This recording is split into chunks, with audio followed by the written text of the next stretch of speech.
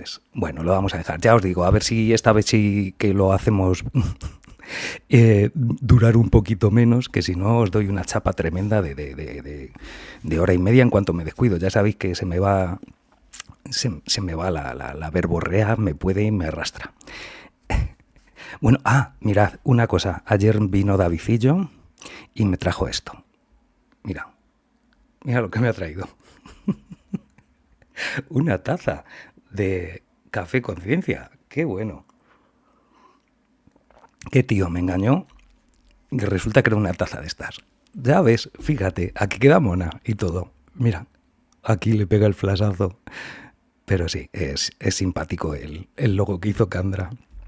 Qué bueno. En fin, bueno, ya estamos aquí. Yo sé que tú, Ana, no, tú será té o otra cosa, porque café no eres de las cafeteras. Pero bueno, es chulo el logo, sí, Candra, es lo que tiene tener hijos, hijas artistas que hacen cositas así y queda. Yo no soy quien para decir, además, y que ella sabe, yo me dejo llevar en estas cosas. Esto es como con el Instagram y estas cosas que no tengo ni idea. O sea que no pasa nada, una horchata lo suple. Eso es una horchata, ay, qué rica. Y además en veranito que apetece horchata.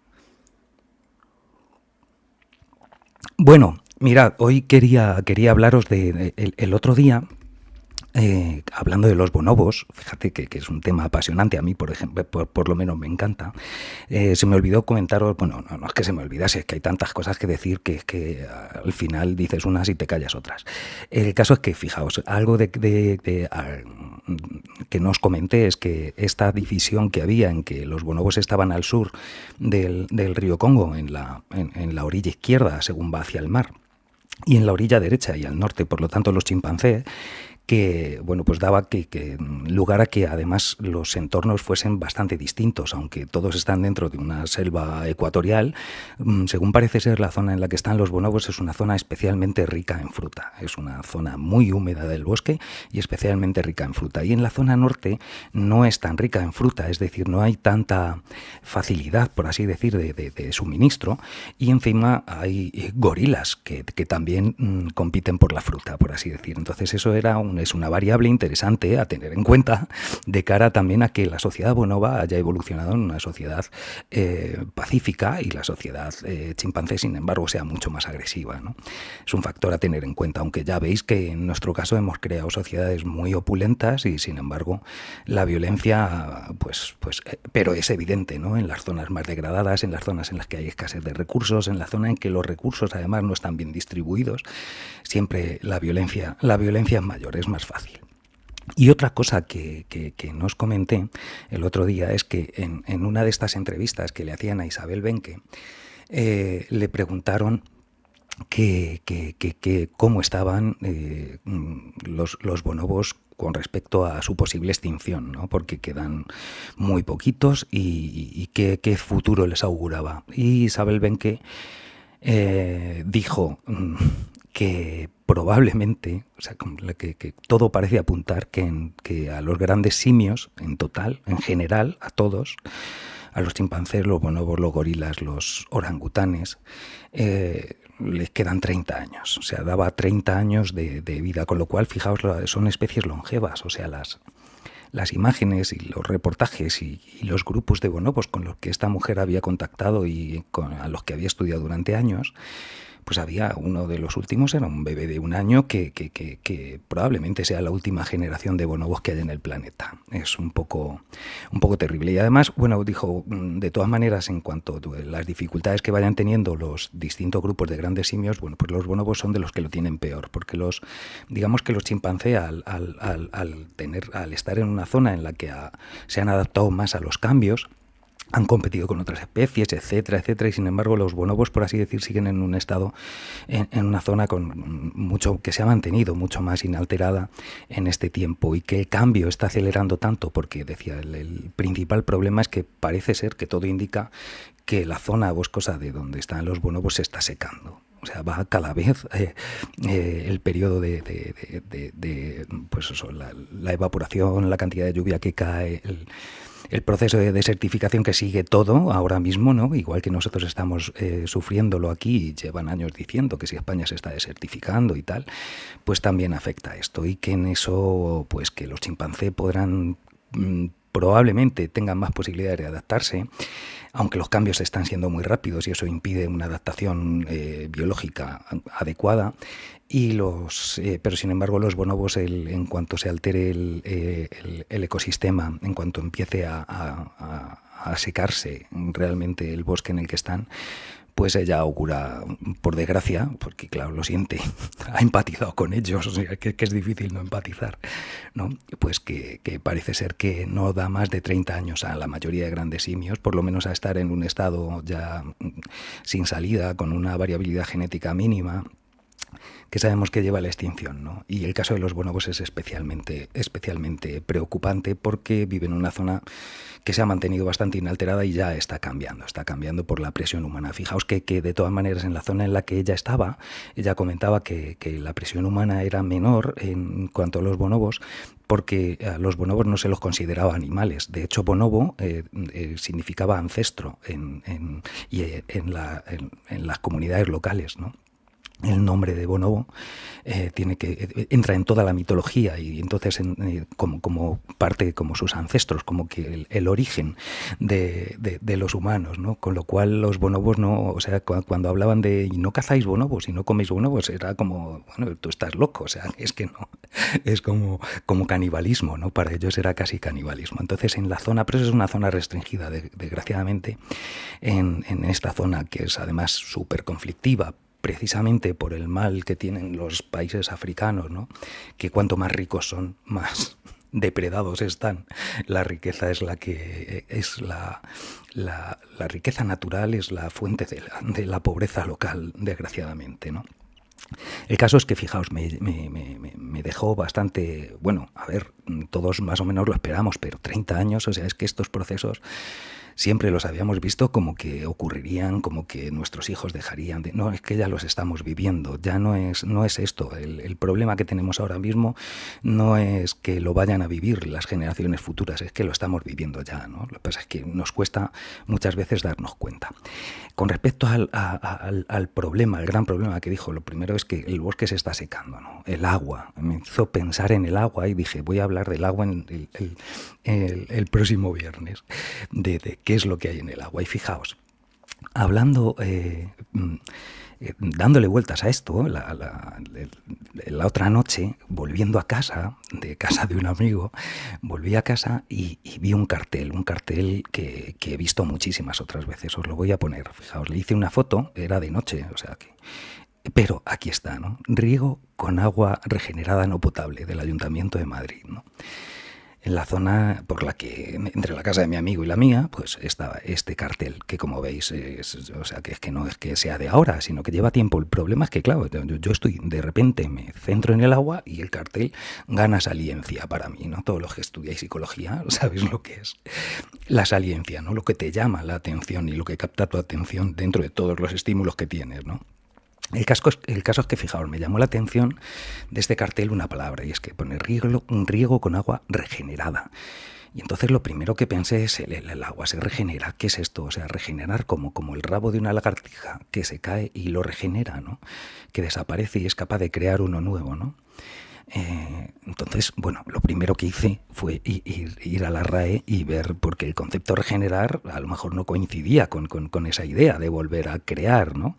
Y de hecho, fijaos, fui a la definición de la RAE y en la RAE dice regenerar, dar nuevo ser a algo que degeneró, restablecerlo o mejorarlo. Entonces, pues sí, tiene razón. Tuve que recoger cable y decir, no son unos brutos en el Ayuntamiento de Madrid, es el agua regenerada, o sea, pero regenerada con el sentido de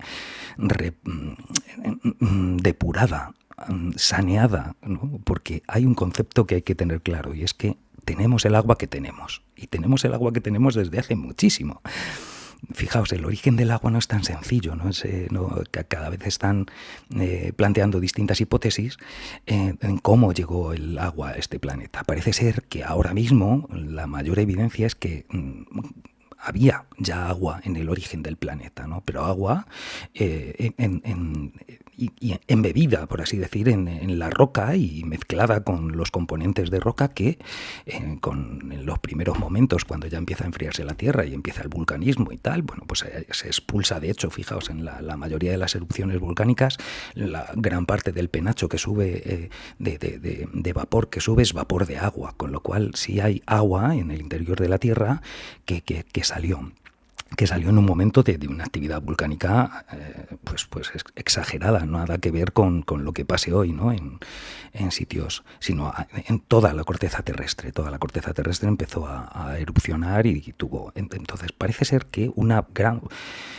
hay teorías, hay quien habla de que ya estaba ahí desde el primer momento y la gran aportación venía de ahí, pero parece ser que también influyó, fijaos, el impacto del planeta Theia, que es un planeta que se supone que chocó con la Tierra y del cual salió la Luna. ¿Vale? Pues sabéis que la Luna era una parte de la Tierra que se desprendió cuando este planeta chocó, y parece ser que Theia también aportó agua a nuestro conjunto de planeta, ¿no? Incluida la atmósfera.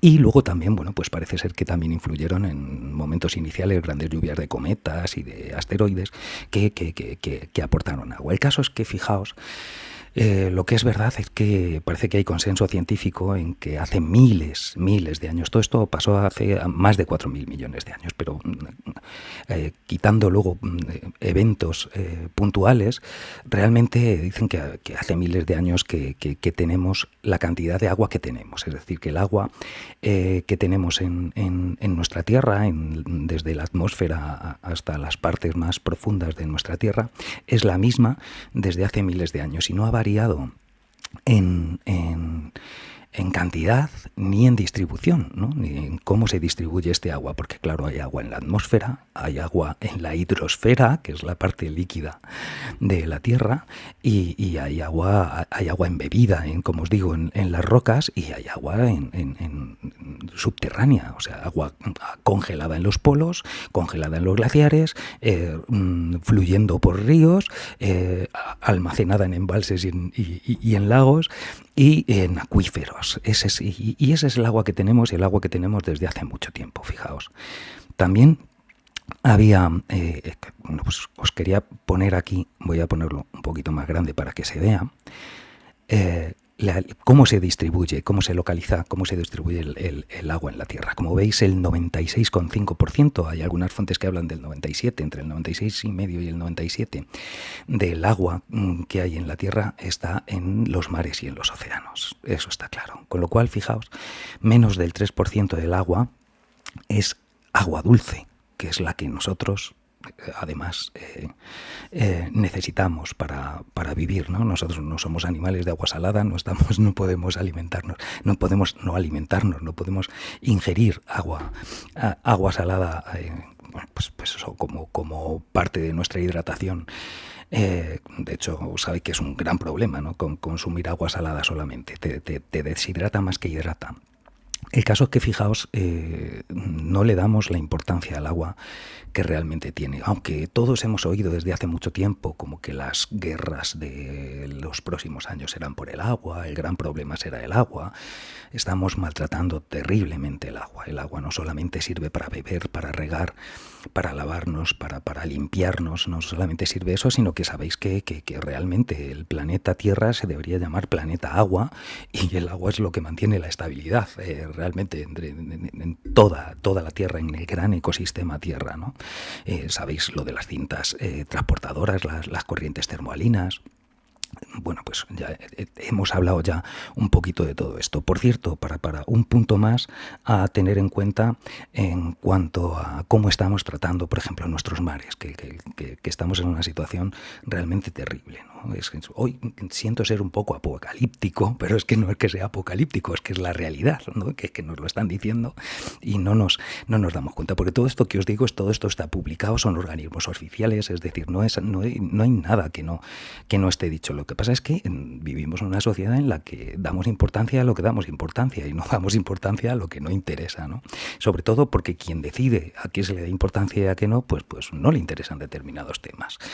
Pero otra cosa es si nos interesa a todos, si nos interesa a nosotros y si creemos que estamos en un momento en el que podemos, porque que sepáis que estamos en una década que es crucial. O sea, no somos conscientes del momento histórico que estamos viviendo, pero de la década de los 20 del siglo XXI, será una década que en años se estudie como el momento crucial, el momento en el que se cambió, en el momento en el que decidimos estrellarnos. Esa es la idea. No tenemos más tiempo, estamos en ese momento. Por eso es tan acuciante tomar conciencia y darnos cuenta del problema que tenemos y no meter la cabeza, de enterrarla como el avestruz y olvidarnos, ¿no? Fijaos, ¿habéis oído hablar de las zonas muertas? ¿Sabéis lo que es las zonas muertas en cuanto a cómo está el océano? ¿Habéis oído hablar de ello alguna vez? No, mirad, las zonas muertas son zonas del océano que se han quedado, bueno, voy a ponerme yo en grande porque para que vamos a seguir con la distribución de agua. Son las zonas muertas, son zonas en las que grandes áreas de los mares en los que se ha quedado en hipoxia. La zona tiene muy poca cantidad de oxígeno y entonces da lugar a que haya muerto. No se puede dar vida aeróbica, no solamente hay bacterias anaeróbicas, nada más que pueden aguantar ahí, y el resto desaparece, y los animales que pueden migran y los animales que no pueden, los sésiles, los que están fijados al terreno, pues mueren. Es así de simple. Entonces, fijaos, esas zonas muertas, siempre ha habido algunas zonas muertas por algunas confluencias de factores, pero en 2018 salió un paper, un estudio en Science, que demostraba que desde 1950 a 2018, que era cuando habían hecho el estudio, las zonas muertas en áreas oceánicas, en mares abiertos, se habían multiplicado por 4. Y las zonas muertas en las áreas costeras se habían multiplicado por 10. Y parece que la tendencia además va en aumento. La mayoría bueno, el mayor problema, o parece ser que la variable que más incide en crear estas zonas muertas es la eutrofización. ¿Vale? El exceso de elementos orgánicos que se vierten en determinadas zonas, fundamentalmente producto de la superproducción agrícola, no de la superproducción agrícola, sino de la forma de producir industrializada de la agricultura. Sí, el agua fluye, está en movimiento, pero el agua va teniendo capas, el agua se estanca en determinada zona, no es tan sencillo, ¿no? Si es cierto, va habiendo intercambios, pues fíjate, aquí lo que el agua fluye, pero todos hemos visto que hay zonas, incluso tú si vas por los mares, hay momentos en los que ves, por ejemplo, la unión entre el Pacífico y el Atlántico, en el estrecho de Magallanes, por allá abajo empiezas a ver, y se ve perfectamente como hay un mar que es distinto y otro mar, hay corrientes que van de un lado a otro y se ven bloques clarísimos. Luego el mar también está estratificado, es decir, por presión de agua no tiene las mismas dinámicas ni tiene el mismo movimiento el agua que está en las profundidades abisales que el agua superficial. Es decir, el mar es una zona compleja y sí es cierto que está en movimiento, pero como la atmósfera también está en movimiento y sin embargo tenemos la boina en Madrid cada 2x3, ¿no? Que se queda ahí la polución, se queda ahí, que está en movimiento y que llega a diluirse y que tal, sí, es posible, pero aquí, claro, si se siguen vertiendo los mismos, sobre todo exceso ya te digo, de nitratos y de fosfatos, que al final que son provenientes de la industria agroalimentaria fundamentalmente. Y digo industria porque, claro, porque es precisamente la agricultura con un modelo industrial la que lo produce. Fijaos que una de las principales zonas muertas, una de las más grandes que hay en el mundo, está en el delta del Mississippi, en el Golfo de México, donde vierte pues el Mississippi con toda la cuenca endorreica que tiene aquello y con la zona de producción agroalimentaria que supone. Entonces es una gran zona muerta. El proceso es que esos vertidos al fin y al cabo de exceso de nutrientes, de materia orgánica que no han asimilado las plantas, llegan a esas zonas y en esas zonas proliferan a lo bestia las algas fundamentalmente, pero al principio todas las algas y al final son las cianobacterias las que llegan a colonizarlo todo, igual que en el ejemplo que veíamos del primer día cuando comentábamos hablando de la función exponencial, como el estanque llegaba a cubrirse por completo de algas y llegaba a acabar con el oxígeno, eso es lo que ocurre. Es decir, las cianobacterias acaban con todo, se genera una hiperproducción de manera que se rompen todos los ecosistemas y al final ese exceso de materia orgánica, cuando se van muriendo las cianobacterias, van llegando a las zonas bentónicas, a las zonas profundas, y allí simplemente se descomponen rápidamente por los microorganismos, y en esa descomposición de esa materia orgánica se consume todo el oxígeno de la zona, o la inmensa mayoría del oxígeno, ¿no? De manera que al final ese es el proceso en el con el que se va agotando el oxígeno de una zona y se queda con valores de oxígeno que no permiten la vida. Es terrible porque ya os digo que se han multiplicado por 4 en las zonas de mar abierto, precisamente por eso que dices, Ana, en mar abierto es más difícil porque el agua está menos estancada. Entonces se acumulan en determinadas zonas por las corrientes y ahí se quedan. Pero en las áreas costeras se han multiplicado por 10, en el que si sigue habiendo aporte fundamentalmente, ya te digo, de nitrógeno y de fósforo, pues ocurren estos procesos. El problema, fijaos, es que además con el calentamiento este proceso se está acelerando también. Estos procesos de degradación se están acelerando porque el agua más caliente disuelve menos oxígeno, tiene menos capacidad de asimilar el oxígeno atmosférico, de que el oxígeno se disuelva en el agua, con lo cual es más difícil que llegue a pararse esta pérdida de oxígeno porque no coge el oxígeno. Y encima, en las zonas más calientes, la tasa metabólica de los organismos que viven es más elevada, es decir, con más calor consumen más oxígeno, que al fin y al cabo todos los aeróbicos lo que hacemos con nuestro metabolismo es consumir oxígeno.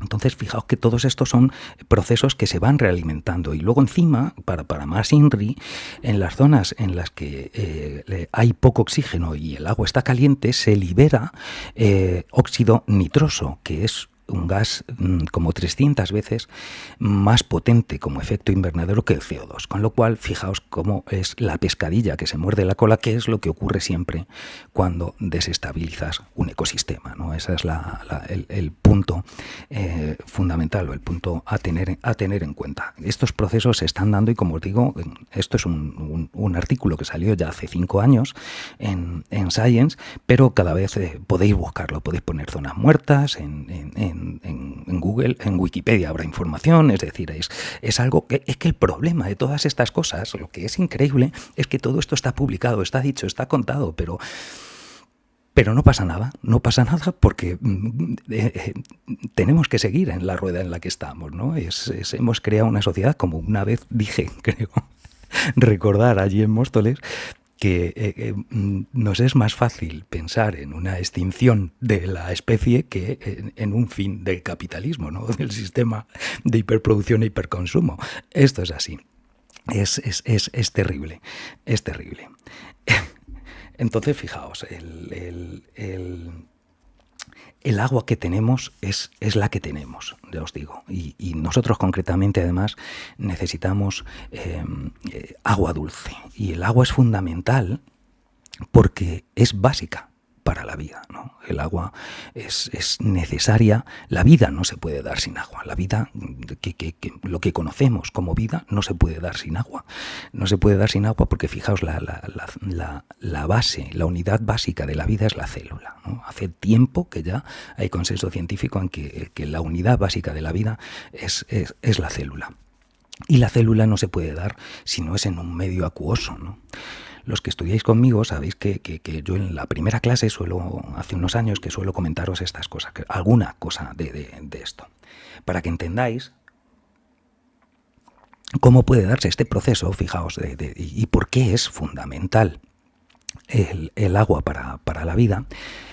Vamos a fijarnos en un tipo de moléculas que son fundamentales y que además tienen muy mala fama, ¿no? Los lípidos, fijaos, estos lípidos en clase, lo recordaréis de las primeras clases, que os lo cuento para tener una idea, profunda realmente, ¿no? Aunque es un heurístico, es reducción de la realidad, pero nos sirve para colocarnos y localizarnos, y además es bastante acertada la idea. Fijaos, los lípidos son unas moléculas muy particulares, y concretamente los fosfolípidos. Los lípidos son aquellas dentro de las grandes moléculas orgánicas que hablamos siempre el primer día en clase para tener una idea general y ver dónde estamos y situarnos. Los lípidos es lo que fundamentalmente conocemos como grasas, ¿no? Grasa o aceite o aceites. Estos son los lípidos. Los lípidos que, como todo el mundo sabe, flotan en el agua. Es decir, es del acervo popular, también está en el conocimiento popular, que el agua y el aceite no se mezclan, ¿no? Es frase muy de madre eso de si es que sois, mira los hermanos, sois como el agua y el aceite. Es así. O tú siempre tienes que ser como el aceite, siempre quedas por encima, ¿no? Porque el aceite tiene menos densidad que el agua y queda por encima. Entonces, fijaos, la vida necesita del agua y necesita de estas sustancias que son los lípidos, concretamente de unos que se llaman fosfolípidos, que forman parte de todas las membranas celulares. ¿De acuerdo? Los fosfolípidos son unas moléculas que se dice en química que son anfipáticas. Me estoy girando porque voy a dibujar algo. Mira, esta ya la he puesto con tacos, ya no se me cae. O sea, esto... que yo aquí tengo siempre el póster es un cuadro de unos niños que están asomados ahí con el culo en pompa en una barandilla, pero lo quito para poder escribir aquí algo. Espero que hoy no se caiga, ¿vale? De acuerdo, si se cae ya voy a tener que poner unos tacos en condiciones, ya están puestos, ¿eh? O sea, ya puse tacos para que esto no se cayese. ¿Qué quiero decir? Son unas moléculas que tienen una particularidad, los fosfolípidos, y es que son anfipáticos. ¿Qué significa anfipáticos? Anfipáticos significa, fíjate, que tienen una estructura que tiene una cabeza y dos colas generalmente. Fijaos, ahí lo ponemos. Voy a hacer esto un pelín más grande, pero un pelín nada más, que si no luego me dicen que solamente se me ve la mitad de la frente, que solamente se me ve la frente y que es un rollo que se me ve a la frente nada más. A ver, esto de moverse. Fijaos, esto es así. Tienen una cabeza que es polar y por lo tanto es hidrofílica, ¿vale? Hidrofílica, y tiene, bueno, tampoco voy a solucionar mucho poniendo HF. Y ahora veréis por qué. Y es porque las colas son hidrofóbicas, que como comprenderéis tienen las mismas siglas, HF, con lo cual vamos a ignorar el HF. El caso es que, fijaos, cuando vosotros cogéis en un recipiente con agua, por ejemplo, porque vais a cocer unos espagueti o unos macarrones, y echáis unas gotitas de aceite, veis cómo esas gotitas de aceite se agrupan, por así decir, formando esferitas. Tú ves como gotas de aceite que quedan ahí. Eso es porque los ácidos grasos que tiene el aceite de oliva, por ejemplo, el ácido oleico, es una molécula anfipática, igual que los fosfolípidos de nuestra membrana. Y esa molécula anfipática, fíjate, tiene una cabeza polar y unas colas apolares, de manera que se agrupan, cuando están en un medio acuoso, se agrupan de manera espontánea, uniendo las zonas que son hidrófugas, que huyen del agua, y escondiéndolas de las zonas, fíjate, que y colocando las cabezas que son polares y por tanto hidrofílicas en contacto con el agua. Y entonces, de manera que esto, fijaos, lo haría así, formando una esfera, ¿vale? Una capa con las cabezas hacia adentro, una capa con las cabezas hacia afuera. Forman espontáneamente, esto sería lo que es la construcción de una micela. Se forman las micelas espontáneamente precisamente por esa capacidad anfipática. Y eso, fijaos, lo que hace es que permite de manera espontánea, fijaos, crear una barrera que puede separar un interior de un exterior. Esto podéis imaginar que en el océano primigenio, ¿no? Todo el mundo sabe que la vida comenzó en la Tierra. De alguna manera esa idea la tenemos, ¿no? De la vida comenzó en la Tierra. Eso es también parte del acervo popular. Digo, la vida comenzó, perdón, en el agua. La vida comenzó en el agua.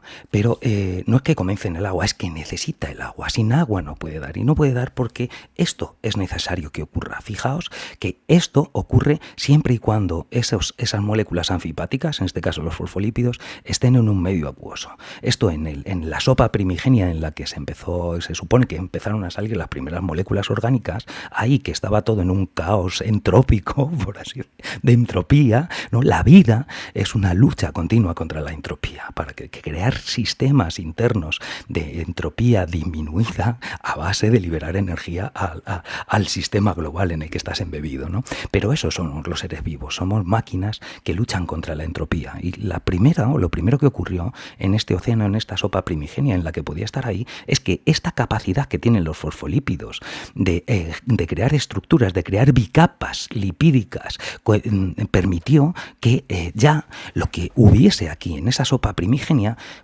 pudo empezar a ver cosas que ocurriesen en el interior de estas bicapas lipídicas que fuesen distintos a los que ocurría en el exterior. Ese origen de un medio interno con respecto a un medio externo es lo primero antes de que pueda haber vida, ¿no? O sea, antes tiene que haber una barrera que delimite, por lo tanto, y permita que dentro pasen cosas que no estén pasando fuera, y que las cosas que pasan fuera no afecten dentro si no atraviesan esa barrera. Esa es la base. Todas nuestras membranas biológicas están formadas por una bicapa lipídica. Por eso yo lo primero que hago en clase es decir, bueno, pues hay que romper una lanza, hay que vindicar, hay que defender la importancia de las grasas, que tienen muy mala fama, y sin grasa no hay vida, es que es imposible, y esto se tiene que dar en el agua. Fijaos que todas las membranas biológicas, todas, la primera es la exterior de la célula, todos los seres vivos estamos compuestos por células, es así, ya está, hay seres unicelulares y seres pluricelulares, y todas las células tienen una membrana plasmática en el exterior, tienen en el caso de seres eucariontes como nosotros, que tenemos núcleo diferenciado, tienes una membrana nuclear, tienes un retículo endoplasmático que continúa de esa membrana externa del núcleo. Ese retículo endoplasmático se continúa con un aparato de Golgi. Ese aparato de Golgi fabrica vesículas que pueden fusionarse con la membrana plasmática y liberar el contenido al exterior, ¿no? Por ejemplo, es el proceso de exocitosis. Al mismo tiempo que esto está ocurriendo, también en la misma célula están ocurriendo los fenómenos inversos, es decir, también se está produciendo endocitosis, partes de esa membrana plasmática se empiezan a invaginar, se cierran y forman una vesícula que lleva a algo que estaba en el exterior celular al interior, y luego bien va al aparato de Golgi o bien al retículo endoplasmático, es decir, a las diversas membranas, fijaos, biológicas, que es una continuidad de membrana entre todos los orgánulos de la célula, de manera, fijaos, que esa membrana realmente está fluyendo, y está fluyendo porque son esta bicapa fosfolípida. Se dice, hubo un modelo inicial en el que se basó de la membrana plasmática, que decía que tiene una estructura de mosaico fluido, porque realmente son lípidos, una bicapa lipídica, y proteínas. Fijaos que todas nuestras células y nuestros orgánulos son eso, son bicapas lipídicas con proteínas. Solamente es eso, bicapas lipídicas y proteínas entre medias. De manera, fijaos que esa bicapa lipídica en realidad va fluyendo, como os digo, se invagina en algunos lados, se funde en otros, esa va fluyendo, porque claro, si tú llegas y formas una vesícula en el aparato de Golgi, llega a fundirse con la membrana, esa vesícula, que lo que era la membrana de la vesícula, pasa en ese momento a formar parte de la membrana plasmática, desplazando a toda la bicapa lipídica que había ahí hacia los lados, como es lógico. Al revés en el proceso de invaginación y crear una vesícula por endocitosis, ¿entendéis? Son los mismos. Lo que quiero que os fijéis es que las membranas están continuamente fluyendo y van pasando de un orgánulo a otro, de la membrana plasmática al aparato de Golgi, al retículo endoplasmático, a la membrana nuclear, etcétera, etcétera, etcétera, van fluyendo. Y lo único que varía y que hace que la membrana plasmática no funcione como el aparato de Golgi, que no funcione como el retículo endoplasmático, que no funcione como el núcleo celular, es que las proteínas que se van expresando en cada una de esas zonas de membrana son distintas. Y esa es la base por la que, hola Celes, que no te había visto, y eso es por qué podemos entender, es lo que nos da pie a poder entender que la información que llevan nuestros genes realmente es solo la información solo y casi nada, o sea, de cómo se elaboran y qué proteínas se elaboran. ¿vale? Entonces, fijaos que esa misma bicapa lipídica es la que va fluyendo por todas las estructuras de la célula, y simplemente que expreses unas proteínas en una zona o expreses unas proteínas en otra hará que esa parte de la célula tenga unas funciones distintas, porque las proteínas, y este es otro de los heurísticos que siempre os comento en clase, las proteínas son las moléculas que hacen que las cosas cambien, ¿de acuerdo? Fijaos que esta membrana lipídica, esta bicapa lipídica, tiene unas características, y es que dicen que es semipermeable, es decir, deja pasar algunas sustancias y no deja pasar otras. De hecho, deja pasar sustancias que son que difunden bien por las grasas, es decir, aquellas sustancias que son liposolubles atraviesan perfectamente la membrana plasmática, pero las sustancias que no son liposolubles no pueden atravesar la membrana plasmática. ¿Y qué es lo que ocurre cuando algo no puede atravesar la membrana plasmática y tiene que atravesarla? Pues que hay una proteína que hace que esa cosa pueda pasar. O bien genera un poro, o bien coge la sustancia y la mete, o bien las proteínas son las moléculas que hacen que las cosas cambien. Por eso la importancia de que, por eso nuestros genes lo que llevan es la información de cómo se fabrican las proteínas, porque la membrana es la misma cadena de fosfolípidos que va moviéndose por un lado y por otro. Por ejemplo, y estos procesos son muy importantes para entender cómo funciona la vida, ¿no? Y cómo funcionan las células. Es muy importante que si las sustancias son hidrofílicas, que se disuelven bien en el agua, o son hidrofóbicas, y si son lipofílicas o son lipofóbicas. Generalmente lo que se disuelve bien en agua no se disuelve bien en grasas, y lo que se disuelve bien en grasas no se disuelve bien en el agua. Un ejemplo, por ejemplo, todos sabemos que la sangre es fundamentalmente agua. ¿De acuerdo? Eso lo tenemos claro. La sangre es fundamentalmente agua en un porcentaje altísimo. Y por lo tanto, por la sangre, las grasas no van bien. De hecho, todos conocéis el colesterol. El colesterol es una grasa que es, por cierto, constitutiva de todas las membranas de los seres vivos, de todas las membranas humanas, de todas las células humanas. En todas las membranas de todas las células hay colesterol, y es importante que haya este colesterol para que la célula fluya, para que la membrana tenga la fluidez que tiene, para que tenga la consistencia que tiene, etcétera, etcétera. O sea, el colesterol no es el malo de la película. Lo que es el malo es tener demasiado colesterol. O sea, que ingieras demasiado colesterol y ese colesterol se acumule en las células endoteliales, que es en la piel de dentro, ¿no? Endodentro, y telial, la tela al fin y al cabo que recubre, ¿no? En el endotelio de los capilares sanguíneos, de las arterias, vamos, fundamentalmente, que se vaya acumulando ahí y genere lo que se llama placa de ateroma, que es lo que da los problemas cardíacos, ¿no? Lo que puede generar trombos, etcétera, etcétera, que puede dar lugar, que aumenta el riesgo de enfermedad cardiovascular.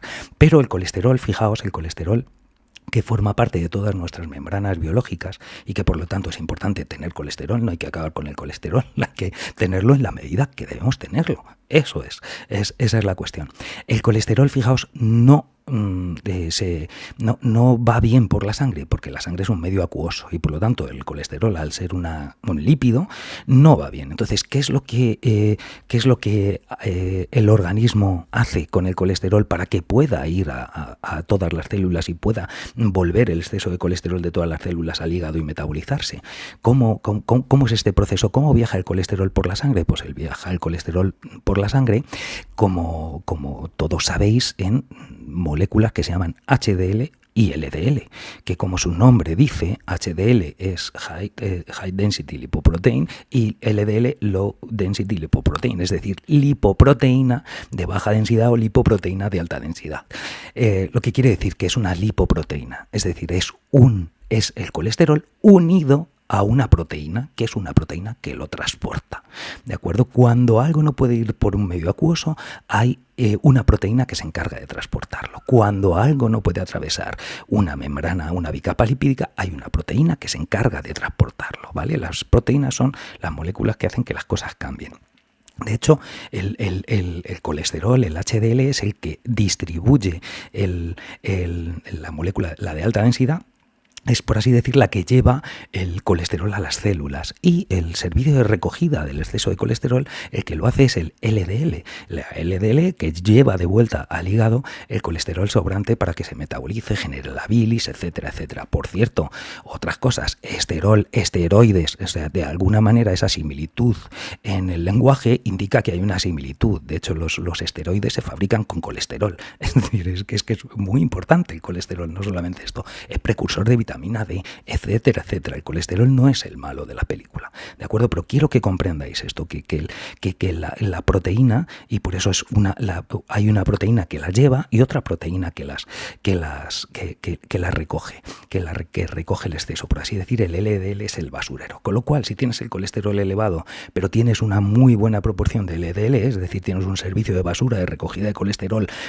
grande y bien organizado, tu riesgo de generar placa de ateroma es bajo porque ese exceso de de LDL compensa o sea, tienes mucho colesterol, pero la mayoría del colesterol está en LDL, con lo cual es mucho colesterol que se está recogiendo y que se está metabolizando y se está utilizando, con lo cual no es el mismo riesgo. El problema en el equilibrio entre el HDL y el LDL es tener mucho que lleva colesterol y muy poco que recoge, con lo cual se empieza a acumular, como digo, en las paredes arteriales. Esa es la cuestión, para que entendáis un poquito cómo funciona.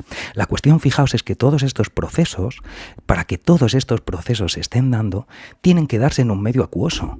Si no hay un medio acuoso, la célula no puede existir, porque esta estabilidad que tienen los fosfolípidos por su capacidad anfipática, por su capacidad de tener una parte que le gusta el agua, que ama el agua, que es hidrofílica, y otra parte que huye del agua, que es hidrofóbica, que son esas colas que se juntan escapando del agua y por lo tanto forman esas estructuras, esa estructura de todas nuestras membranas solamente se da si está en un medio acuoso. En cuanto el medio acuoso falta, esas estructuras no pueden funcionar, y si las membranas celulares no pueden funcionar, la célula no funciona y la vida no puede darse. Es así de simple y así de complejo también, de alguna manera. Entonces, fijaos, el agua no es algo... No es que sea importante para la vida, es que es fundamental, es que no se puede dar vida sin agua. Y en nuestro caso, además, no se puede dar vida, no se puede dar vida humana sin agua dulce, ¿no? Reciclamos agua dulce, somos auténticos recicladores de agua. Continuamente en nuestro organismo somos ríos de agua. En realidad, todas nuestras células que están en ese agua, porque fijaos, el agua que no atraviesa la bicapa lipídica, sin embargo, todas las células tienen sus poros para que trasvase cierta parte de agua, tienen sus canales en los que se va renovando continuamente ese agua que es el medio en el que están las células. Fijaos que, para que tengáis una idea, no es solamente que bebemos como 2,5 litros de agua o 3 litros de agua y que expulsamos a través de la orina, a través de las heces, a través del sudor, pues el agua, algo menos del agua que ingerimos, ¿no? El total del agua que ingerimos, pero en realidad los seres vivos somos auténticos recicladores de agua, porque en nuestros riñones, en los seres humanos, por ejemplo, en nuestros riñones, en los glomérulos, en el riñón, fijaos, procesan y filtran por minuto 650 mililitros de suero sanguíneo, del agua que lleva la sangre, ¿no?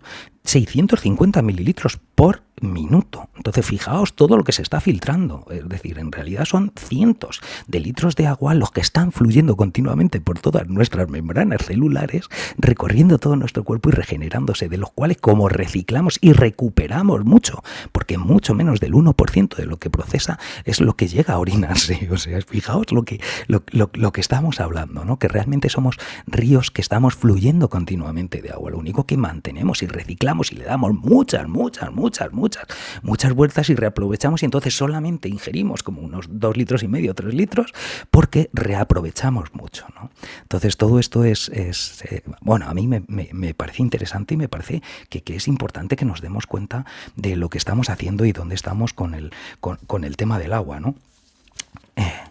La cuestión, fijaos, es que una vez que ya sabemos que el agua es fundamental para la vida y para el ser humano más todavía, el agua es importante, el agua dulce, ya os hemos visto en esta, fijaos en en esta imagen que teníamos, hemos visto que como teníamos el 27%, entre el 26,5 y el 27, hemos dicho, de agua en los mares y océanos, que los tenemos destrozados, ¿no? Que ya hemos visto la polución que hay en el mar, la sobreexplotación pesquera, la ralentización de las corrientes marinas, cómo se está calentando. Es decir, todo esto estamos amenazando a una parte fundamental de nuestro planeta, y es absurdo pensar que no nos va a pasar nada, que podemos seguir haciendo todo exactamente igual que lo estamos haciendo, y que pues porque como hemos generado este mundo en el que ignoramos, no nos consideramos parte de este planeta y de este medio natural que está interconectado, pues algunos pensarán que esto no llegará a afectarnos, ¿no? Pero ya lo estamos viendo, cada vez está siendo más escandaloso y el proceso de aceleración es mayor. Nos están llegando continuamente noticias, todas las semanas salen un montón de noticias con respecto a la temperatura del mar, a lo que está ocurriendo, a los fenómenos atmosféricos que se van a estar exagerando y aumentando la frecuencia y la intensidad, al deshielo de los casquetes, como os digo, las zonas muertas.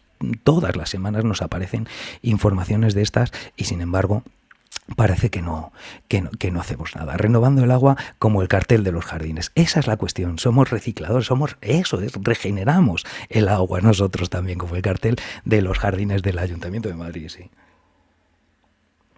Regeneramos mucho agua, ¿no? Entonces, fijaos, como os digo, estamos variando esta composición que sabemos que lleva miles de años manteniéndose, esta distribución, estamos variándolo. La semana pasada hablamos de la noticia que hablaba de que había variado como 80 centímetros el eje de la Tierra, el vaciado de los acuíferos, ¿no? Cómo es que salgan ese agua de los acuíferos y no vuelva de nuevo a recuperarse, porque estamos rompiendo todos esos ciclos, ¿no? Si los glaciares se están derritiendo, que el verano pasado tuvimos un país como Pakistán, con 220 millones de habitantes, que estuvo durante 3 meses inundado.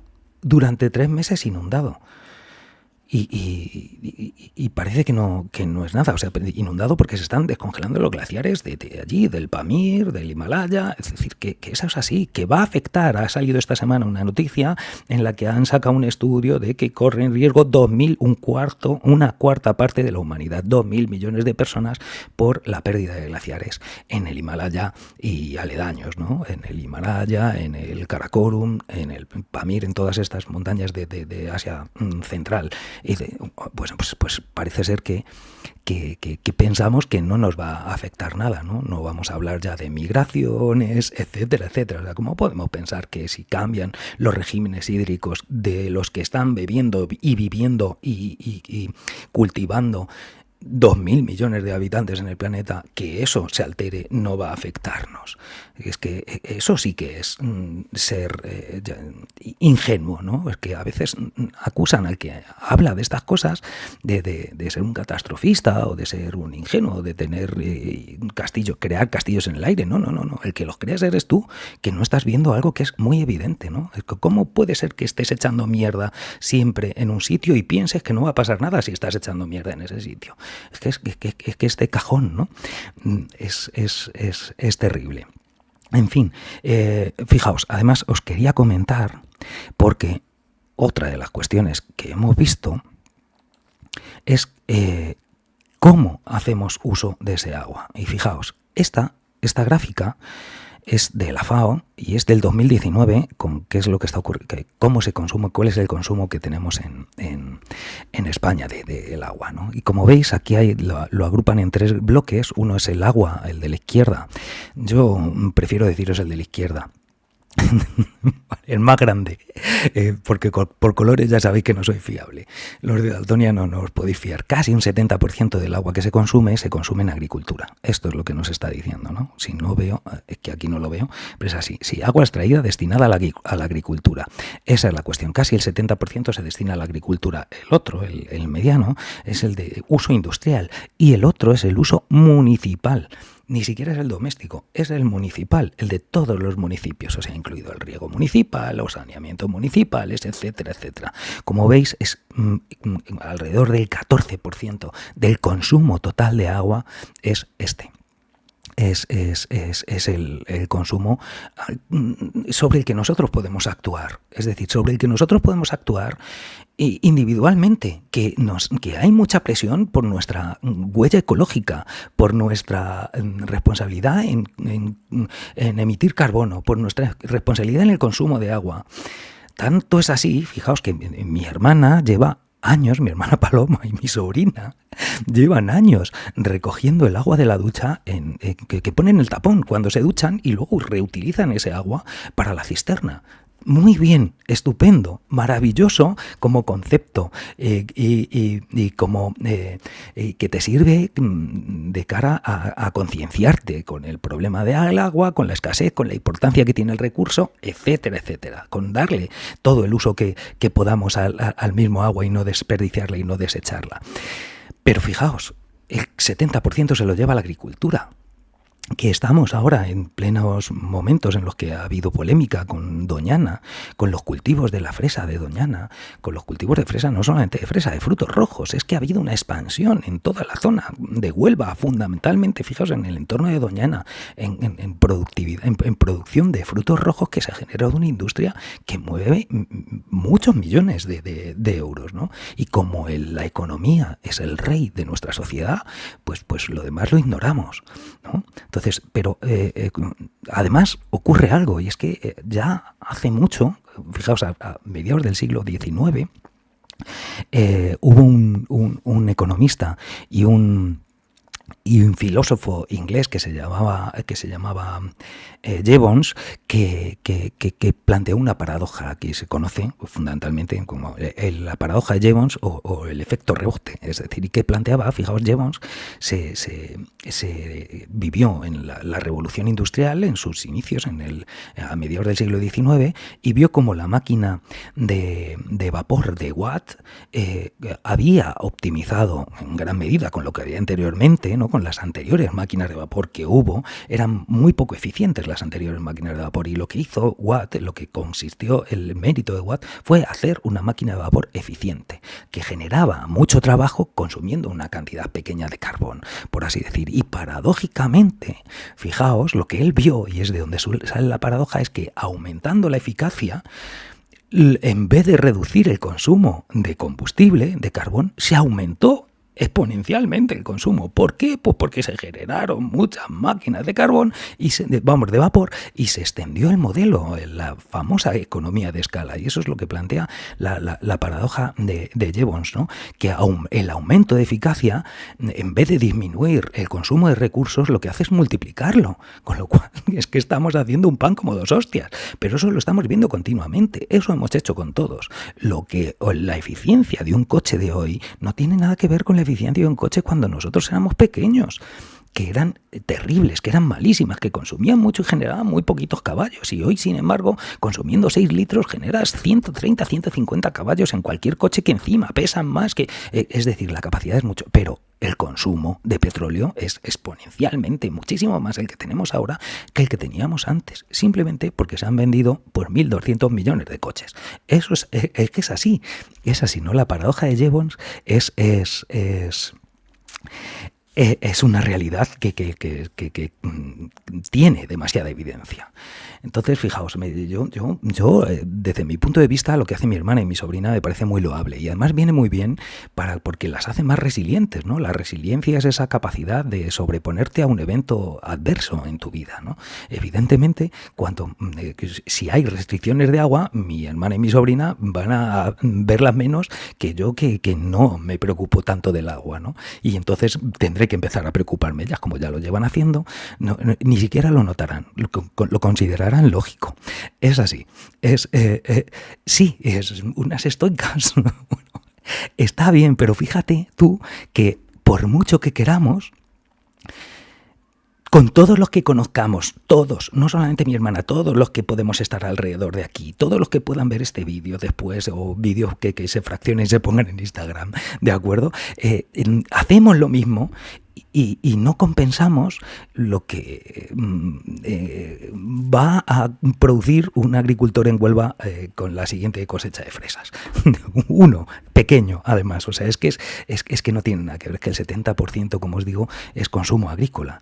Y además, ¿de qué? ¿De qué sentido tiene? Fijaos, en la multiplicación que ha habido de la productividad, como os digo, de frutos rojos en Huelva es alucinante. Se ha generado toda una industria que sí, que da mucho dinero, quitando todos los problemas que están asociados, que no están de más, es decir, las condiciones de las temporeras marroquíes, etcétera, etcétera. O sea, pero y supongamos que todo funcionase bien. Luego se ha dado una paradoja, y es que, fijaos, en marzo de este año salieron noticias, y ponedlo y buscadlo, noticias en las que vieron que los precios de fresa de Huelva que había en Madrid y los precios de fresa de Huelva que había en Berlín y en Frankfurt, fijaos. Y es que lo he visto y lo he apuntado bien, pero vamos, hay un montón de noticias que lo reflejan, ¿no? En marzo de este año llamó la atención que esa fresa de Huelva en Madrid se estaba vendiendo a 6,75 el kilo y en Berlín se estaba vendiendo a 3,54, ¿no? A 3,54 el kilo. En Berlín, fresa de Huelva. Y en Madrid casi al doble. O sea, y encima el salario mínimo de un alemán evidentemente es mucho mayor que el de un español, con lo cual a él comparativamente encima le sale mucho más barato de lo que nos sale a nosotros. ¿Tiene sentido esto?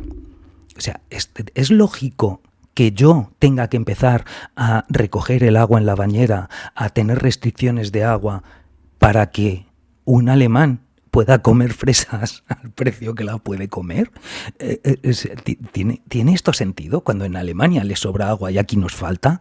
Cuando se está desecando Doñana a costa de generar esta explosión industrial de la agricultura.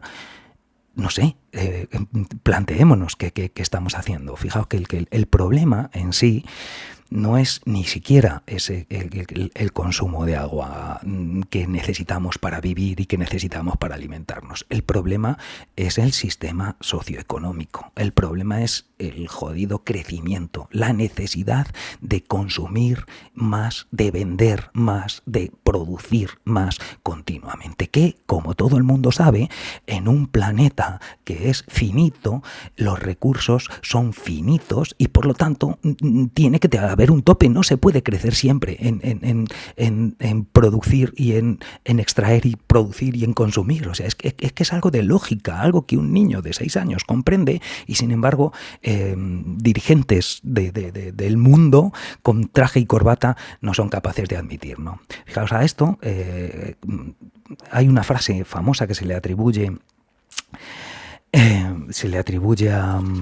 a ver si lo tengo por aquí. ¿Cómo se llamaba? Boulding. Era Kenneth Boulding. Fijaos, Kenneth Boulding, que es uno de los economistas más importantes que ha habido en el siglo XX. Kenneth Boulding, que fue presidente de la American Economic Association, y enunció una frase que creo que es lapidaria. Dice: todo aquel que crea que el crecimiento infinito es posible en un planeta finito, o es un loco o es un economista. Y lo dijo el presidente de la Asociación de Economistas de Estados Unidos, la entidad más antigua y más prestigiosa de economía que todavía tenemos, ¿no? La primera que se fundó y la que tiene más prestigio. Y el presidente, uno de estos presidentes que empezó luego, fijaos, a estar dentro de toda la teoría de sistemas y tal, o sea, hizo una cierta revolución en la economía, pero planteó esto, que es una realidad evidente, ¿no? Todo aquel, o sea, los economistas piensan que siempre los medios de producción siempre van a ser sustituibles, y si esta materia se agota, surgirá otra que podamos seguir utilizando. Es decir, hay una cierta dosis de pensamiento mágico que nos lleva al desastre. Pero, en fin, es lógico lo que estamos haciendo. Es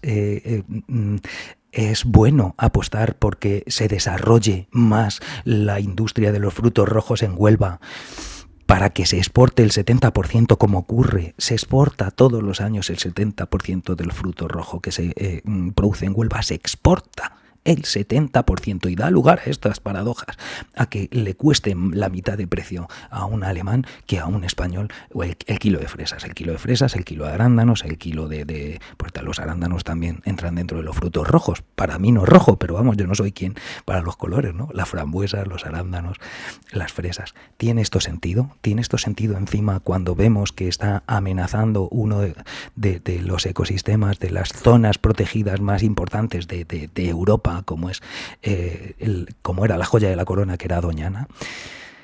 En fin.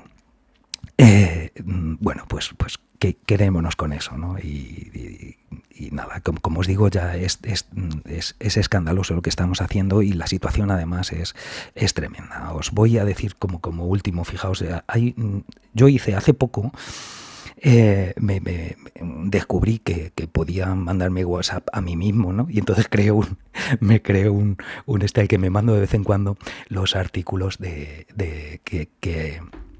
que me surgen, que me aparecen, que el algoritmo me tiene identificado y me las pone como que me va a interesar, y hay algunos con los que acierta. Entonces, fijaos, os voy a poner ayer, puse tres directamente, nada más. Os voy a comentar los tres que están metidos, que me llegaron ayer al teléfono, ¿eh? ¿De acuerdo? Entonces, uno, fijaos, es una noticia que dice... 12 horas de precipitación líquida en la Antártida en pleno invierno. Es decir, ahora mismo, esta semana, ayer era noticia que habían registrado 12 horas de lluvia líquida en la Antártida. Estamos en invierno antártico. Nos estamos dando cuenta. O sea, que estamos en el verano ártico y en el invierno antártico, y en la Antártida en invierno, que se supone que habitualmente tienes que estar siempre bajo cero, resulta que está en una normalidad térmica de 4 o 5 grados, y durante 12 horas las precipitaciones que había en invierno en la Antártida no eran en estado sólido, no eran de nieve, sino que eran de agua. Esto es rarísimo. Entonces, esa una de las tres noticias que puse. Siguiente, el deshielo de los glaciares del Himalaya pone en riesgo a 1/4 de la población del mundo. ¿De acuerdo? Igual, volvemos a estudios que están saliendo, que se publican, estudios científicos en los que están controlando, intentando predecir el riesgo que ocurre, y que 2.000 millones de personas se ven afectadas, como habíamos comentado antes. Y una tercera noticia que decía, fijaos, el retroceso de los glaciares árticos desentierra una nueva fuente de metano. ¿Os acordáis del permafrost? De que el permafrost estaba escondiendo metano. Pues además del permafrost que oculte, que cuando se va deshelando va produciendo más metano, y ese metano calienta más y todavía se deshiela más permafrost, pues este proceso, fijaos, en los glaciares árticos y antárticos, decían, los glaciares, a ver, que me he ido de la noticia, dice, de los glaciares árticos, ¿de acuerdo? En el círculo glaciar ártico, vamos, no de los glaciares continentales, o sea, no están hablando de los glaciares que haya en el Himalaya, no están hablando de los glaciares que haya en Pirineos. Bueno, en Pirineos quedan reductos de glaciar. O sea, es que a mí me hace gracia que todavía haya negacionistas, ¿no?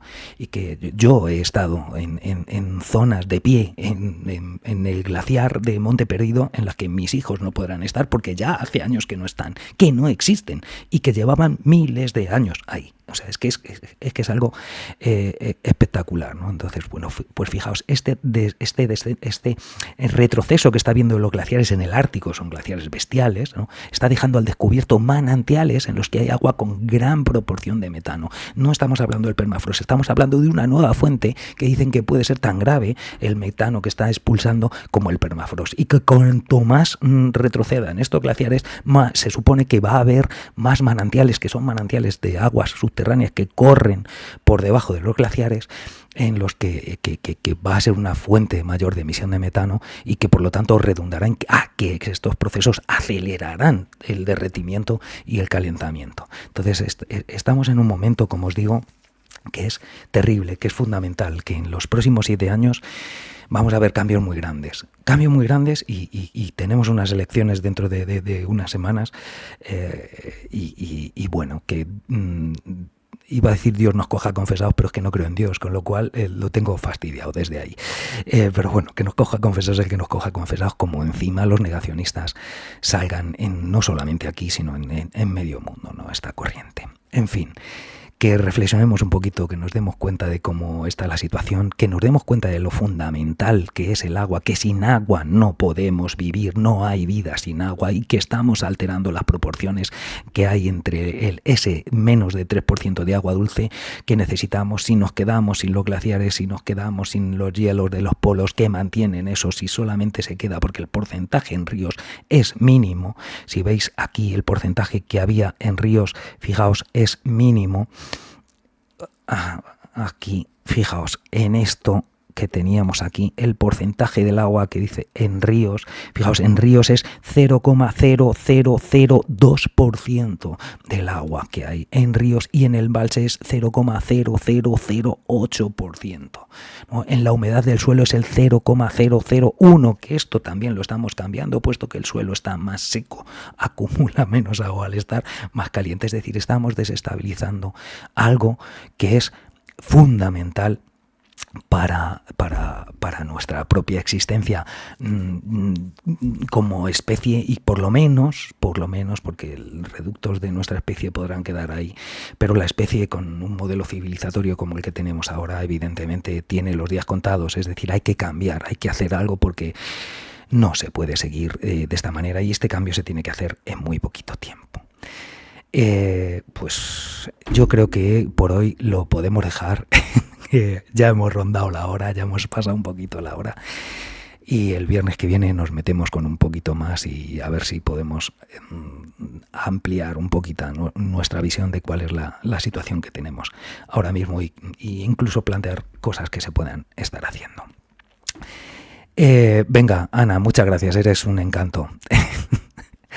Espero que nos veamos la semana que viene, los que queráis. Venga, hasta la próxima.